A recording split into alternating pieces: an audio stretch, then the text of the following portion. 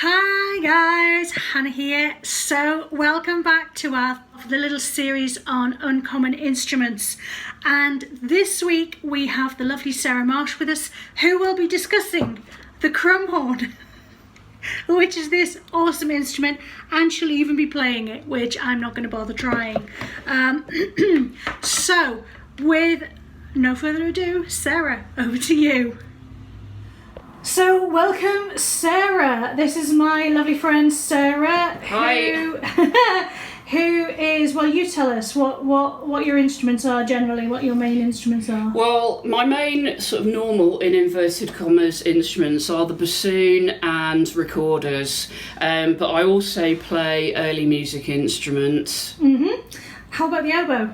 I used to play the oboe, but I made the conversion when I was about 15 from the oboe to the bassoon, and I was able to keep them both going for a while, but the two are actually completely incompatible once you get to a certain level, and I had to choose one, and I went with the bassoon. Fair play.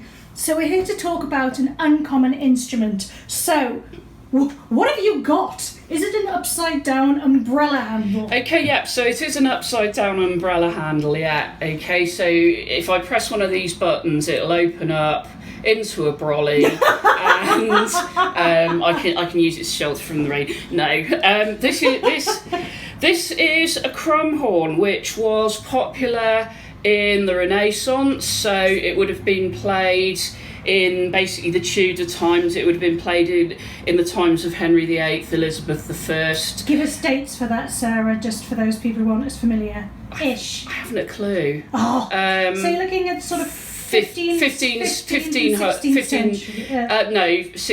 17th century. Yes. I can't remember. I can't remember the exact dates, but I think certainly a lot of English viewers, if I say Henry VIII, Elizabeth I, yes, would be for those of fairly familiar. For those away from England, it's So you're looking at the 1500s, 1600s, which is the 16th and 17th century. Yes. So it's the kind of thing you might have found in the orchestra pit in Shakespeare's Globe Theatre. Oh, wow, things like that. So that would have been a very common instrument. It would have been a very common instrument. Yes, Henry VIII composed for it because he was quite a musician himself. Yes, because Greensleeves, isn't it? Yes. Yes. Yeah. So. What part of the orchestra is this dude normally be in? Because I'm thinking it's the Henry VIII equivalent of the clarinet in many ways, as in the commonness of the clarinet. But obviously, I can't see any reed, so it's nowhere near like the clarinet. So tell us what's going on in this umbrella handle. So this is a woodwind instrument, and it's a type of instrument you don't see anymore called a wind cap instrument. So it is actually a double reed, and if I just gently take the cap off, there is a double reed. It's actually very similar to a slightly smaller version of the reed that you'd get on a bassoon. This is plastic, and the bassoon reed would be actual cane material. You can actually play it direct off the reed, but it's not particularly easy. So that goes over the top. And what it means is you don't have to have a kind of specialised embouchure that you would need to play a modern double reed instrument. So what do you mean by embouchure? Tell us what you're talking about. Basically, to play an oboe or bassoon, you have to basically... Can you show us that on that reed again? Pull your lips back.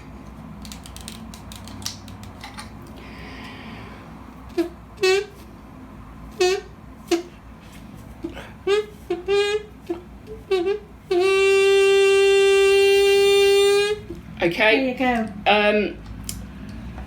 And basically, what that requires is an awful lot of muscle development. So, if you start off with a modern double reed instrument like the oboe or the bassoon, anyone who's ever learning will tell you can only play it for very short periods as you develop and build up these muscles. Yes.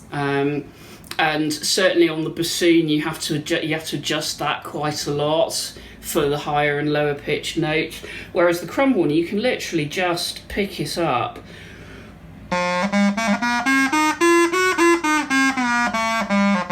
Because there is a because there is a cap on the reed. There is a cap on the reed, yes. So it's the same what sort of way you could pick up a recorder and just play it.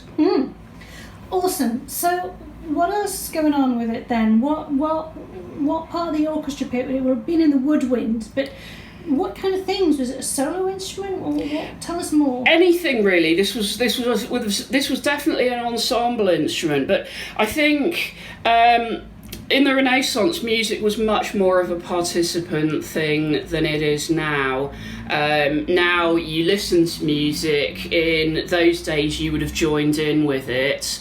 They're quite simple to play, so it didn't necessarily require specialised musicians. The specialised musicians will probably be playing things like the lute, the stringed instruments that require a lot more skill, or the brass, so things like the cornet, which is a very simple brass instrument, or the sackbut, which is like the trombone. Yeah, so in the Renaissance, you wouldn't have an orchestra in the sense that we have one now. You'd have groups of probably anything from 3 to 8 or 10 musicians, mainly playing dance music or songs. And as I said, this is one of the simplest of the reed instruments, because you can literally just pick it up.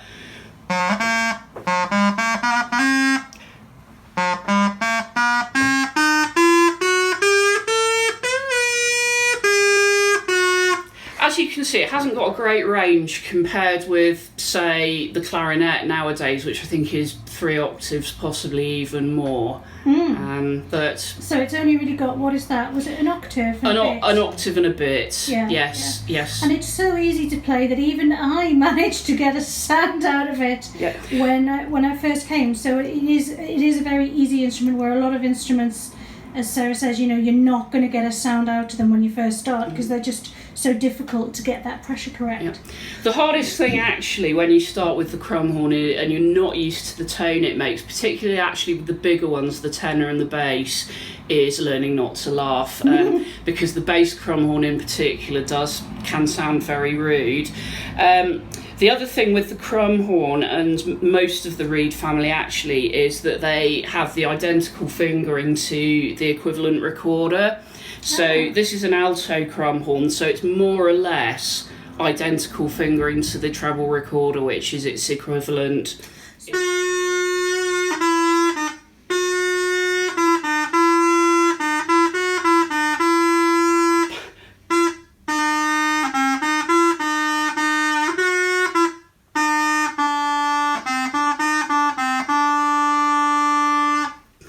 Lovely. So the same thing now on a treble recorder to compare? Yeah.